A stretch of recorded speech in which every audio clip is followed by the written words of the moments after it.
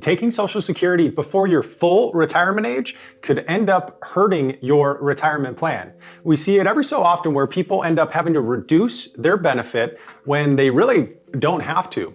And I only recently noticed that there's a specific type of person who probably should not take Social Security before their full retirement age, even if they are retired, and even if they don't think they're going to earn income anymore. And I'll share why. Last week we had a Zoom call with a 63-year-old couple, and they're going to become a client of Streamline, our retirement planning firm. And they sold their business, and they were talking about Social Security and the strategy behind it and what's best for them. And they wondered if they should just start Social Security now. And here's why we decided not to take it. It's because he fits that category of a certain type of person.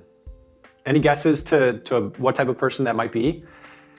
It is the person who was a business owner or is an entrepreneur, or at least has the tendencies of that kind of person, an entrepreneur. He's got a lot of ideas and he finds it difficult to sit still.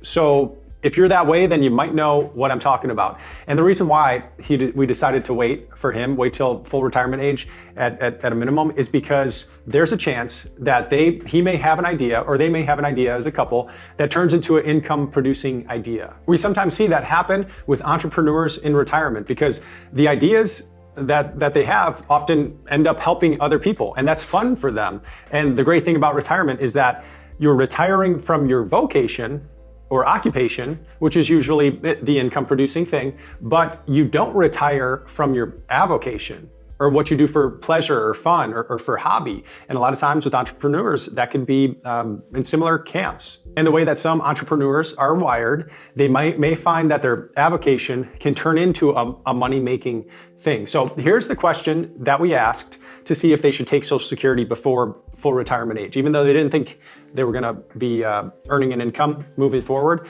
The question was, is there a 20% chance you might make more than 20K in a year from a possible future wage?